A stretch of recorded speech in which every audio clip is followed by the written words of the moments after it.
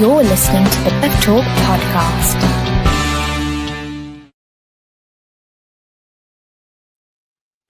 Hello everyone, it's me, Rory Paddock, for the Turf Talk podcast, obviously from racingdaily.com. As usual, I've got two amigos with me. We've got Toby Darby and we've got David Lloyd. How are you doing, boys? Yeah, good, thanks. Yeah, very well, thank you. Fantastic. Right, we'll get stuck into it. We've got 3 races from Ascot this Saturday. We're going to be previewing them all, and we're also going to be giving our best selections for the weekend. So, first up, gentlemen, we have got... Let's have a look here. There we go. It's the 225. It's the Grade 1 Howden Long Walk Hurdle. Honesty Policy is the 11-4 favourite for Gordon Elliott. Impose Etoile won his last 2 races. Nicky Henderson at 100-30. Strong Leader at 9-2. Last year's winner, Crambo, is 11-2. 9-1 for Potter's Charm and JetBlue. Slight typo on screen. Apologies. Donny the Great is 14s and it's 20-1 bar.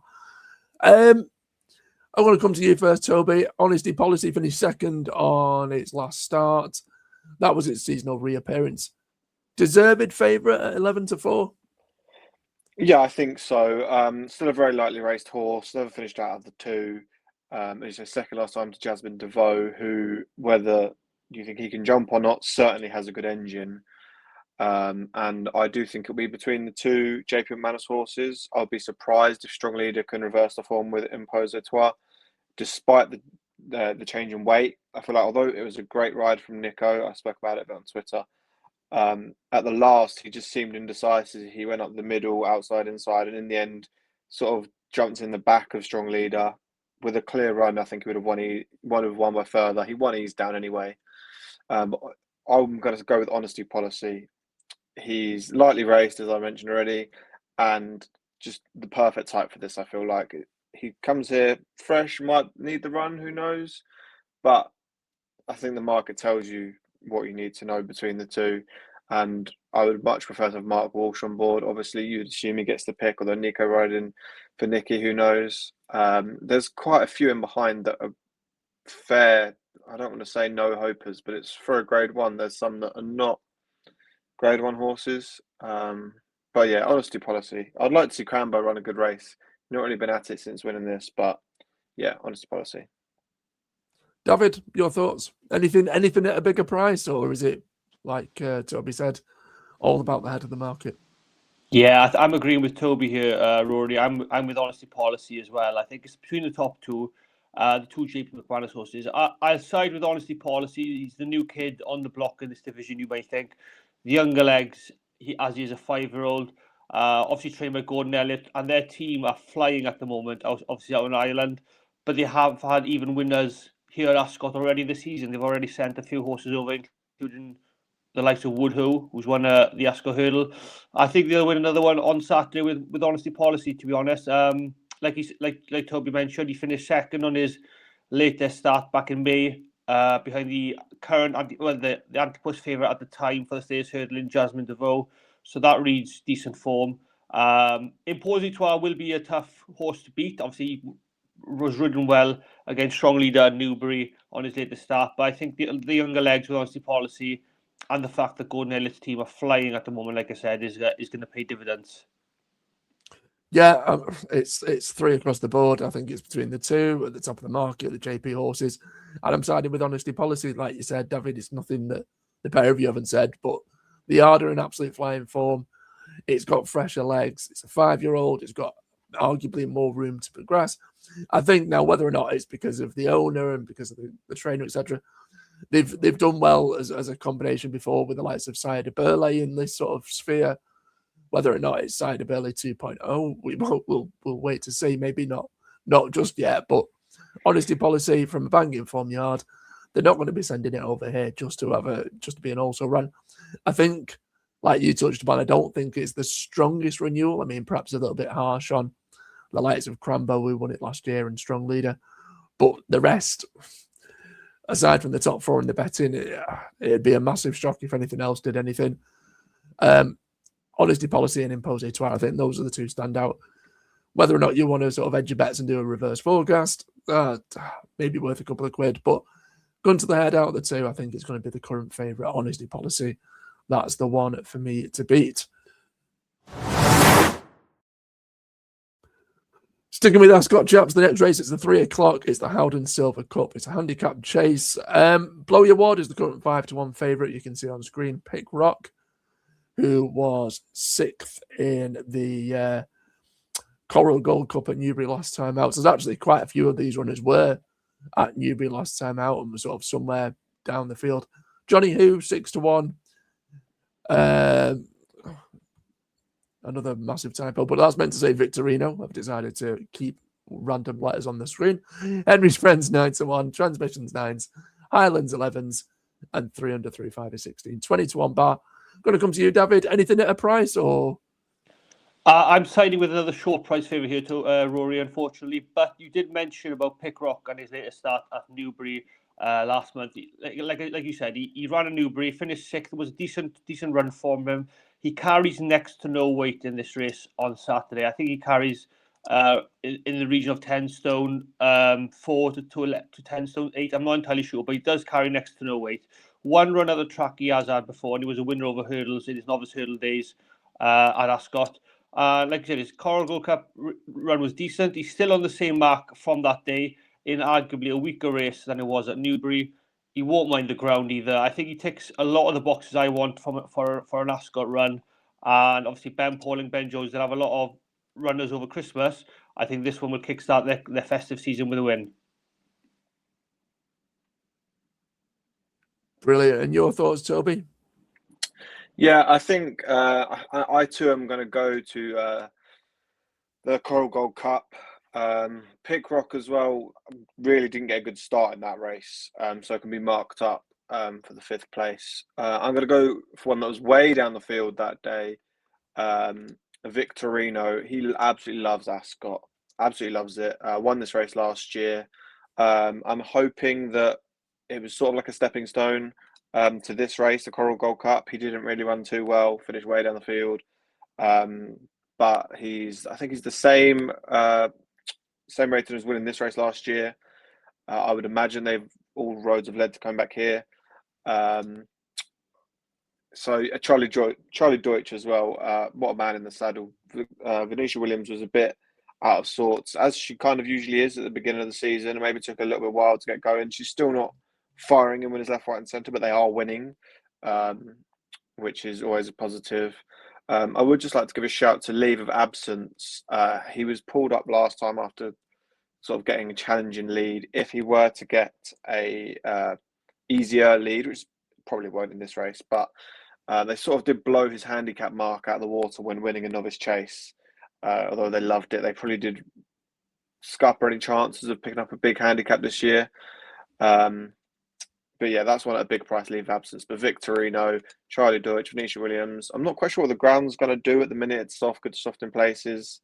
But I think he'll be okay around here. So yeah, Victorino. Yeah, I'm going to go with another horse who loves it here at Ascot. Unbeaten in 2 runs. Henry's Friend, former course and distance winner, won over course and distance back in November, so only last month. The only thing that obviously puts me off is its current mark is off a mark of 146. It's the highest it's run at in terms of its career today. It has run off this mark before, but it's never run off anything higher. I think another slight worry is that Ben Jones, who normally rides a horse, isn't but for the ride. We've got Keelan Mudd. So he's won on the horse before. It's not a big drastic issue. I think at 9-1 is a decent each way bet. I'd be somewhat surprised if it won, which sounds a bit odd because I'm giving it as a tip. But I think in a race like this, there's again a case could be made for a ton of these. I think just the fact that it likes Ascot, it'll handle conditions. It wasn't a horrendous run at Cheltenham last time out. It finished 8th of 9, but it can just. It just never. The horse never travelled. I'll give it that day, sort of as a bit of an excuse. Hopefully, back at Ascot, back at sort of a preferred course, it'll do a lot better. Again, slightly concerned. I think it might end up, especially with softer ground, seeing a couple of horses pass it late on, but I'm hoping it can hang on to a top 3 finish. Henry's Friend, tentative each way selection there in the 3 o'clock. Final race, we've got the Ascot Rotary Club Handicap Hurdle, 335. The Gary Moore train, Mondo Man, is the current short-priced 11-4 favourite. See the rest of the prices on screen. Toby, worthy favourite, 11-4, about a horse that's never won over hurdles? I mean, yeah, as you say, never won over hurdles. I can see why he's on his mark, looks absolutely thrown in when you look at some of his flat form. I think he was 4th behind Calandagan, Royal Ascot, I mean, a couple of years ago. Second to Lulamba over hurdles, and then a midfield finish in the Triumph. I think he's off 1, 2, 3, is it? 10 stone forward to carry with Alexi holding up the weights. And the Moors can do no wrong at the minute. But too short really in this field. I'm going to hope for a double back-to-back of last year. Victorino winning the previous race and Fiercely Proud winning this one. He was out of sorts after winning last year. A couple of pulled up runs, not really sure. He bounced back much better last time out behind Alexi. Gets a huge swing at the weights with him. And also Helen Vine was in second that day. £7 swing. Fiercely Proud back here at Ascot. Same race he won last year. You'd imagine the same with Victorino. This is the plan. They've been headed here. I think he's still a bit of early money. You could still go each way 8-1. I would expect him to be shorter, maybe about the 5-1 mark. Fiercely Proud. I'm just going to stick with you, Toby. Live Conti. Yep. I mean, he's returning off for 200. I think he's over 260 odd day absence. But last time we saw that horse, it was finishing second in a Grade 1.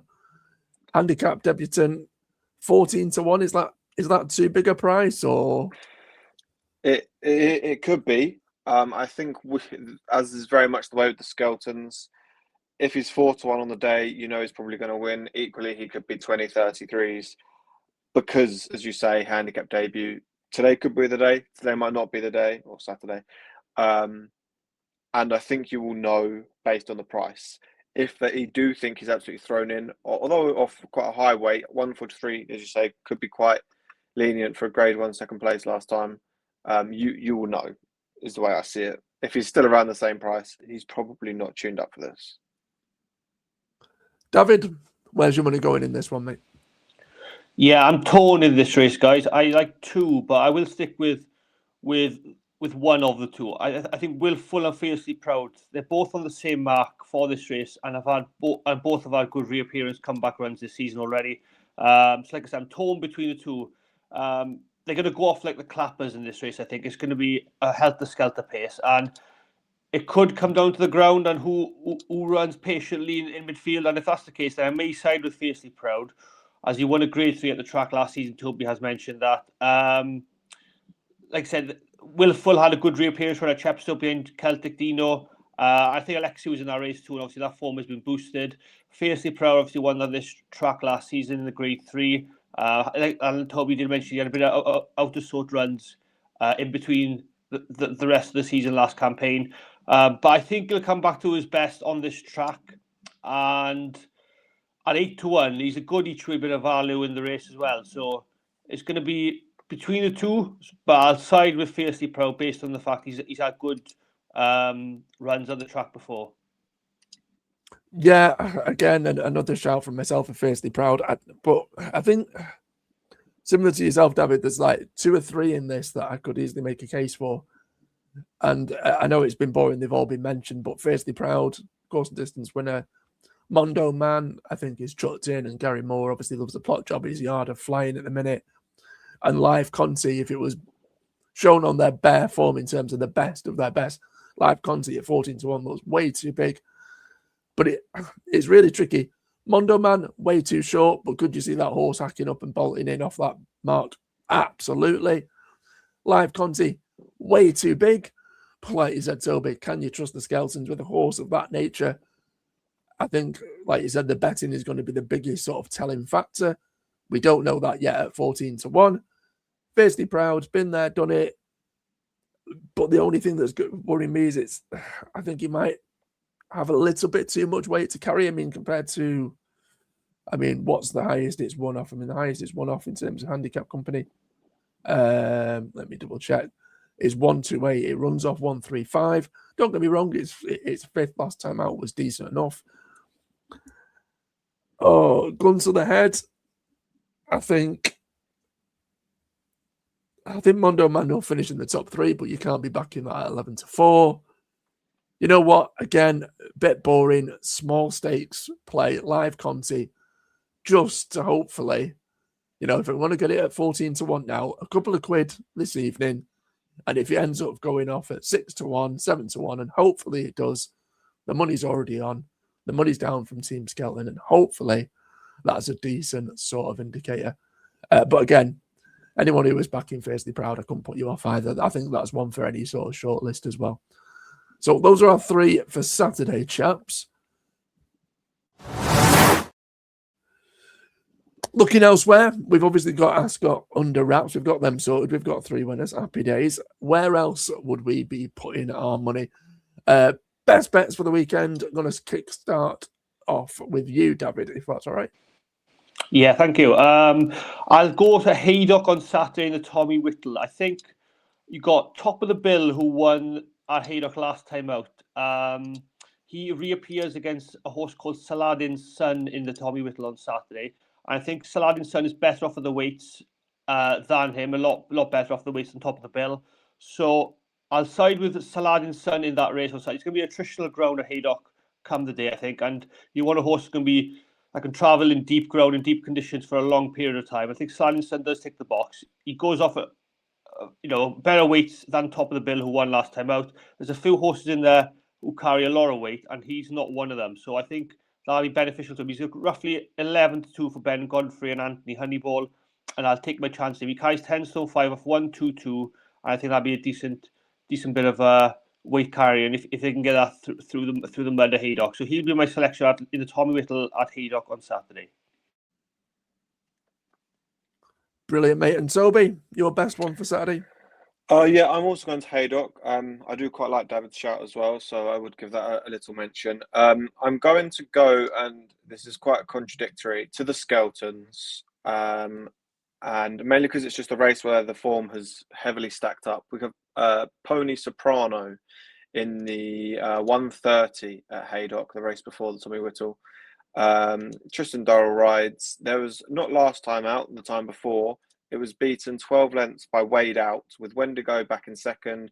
Accelero was fourth behind Pony Soprano. Pickrock did unseat, but all 4 of the opponents in that race have all won since, and at much higher levels as well, some of them. So Pony Soprano went straight into the tracker for me. We went off favourite last time, was given a very quiet ride at the back. Not as quiet as some of the Skeleton ones we've seen, but wasn't really put into it. Drops back in distance here, but the attritional ground should bring stamina to the fore. And at the minute, 6-1 is a fair price. Of course, if we see it going to double figures, we'll probably know our fate. But I think 6-1 is very fair right now. Pony Soprano. Happy days, belting name as well. As the degenerate muggy punter that I am, I'm going to leave all the decent racing on Saturday alone and head to Newcastle, 7 o'clock. Ascot Jumeirah is an each-way punt. Not the force of old, but far from past their best at the age of 7. Knocking on the door in its last 5 starts. I think it's had 2 seconds and a third in its last 5 runs. Off a really attractive mark in what looks a really weak race. There's no betting at the moment. I'm hoping that when the price is up, it's going to be an each-way price. Let's say 11-2 or bigger. Ascot Jumeirah again. Nothing strong for this Saturday, if I'm being completely honest. So I'll go with an each-way bet. Ascot Jumeirah to hopefully round off a decent day in the 7 o'clock at Newcastle. Thank you very much, chaps. That's been our selections for Saturday. As always, if you're going to follow, then fingers crossed, touch wood, and good luck if you do. I've been Rory Paddock with these two for Turf Talk from Racing Daily. Make sure as well you head on over to www.racing-daily.com. We've got loads more, and follow us on socials at @racingdaily_com. You're listening to the Pep Talk podcast.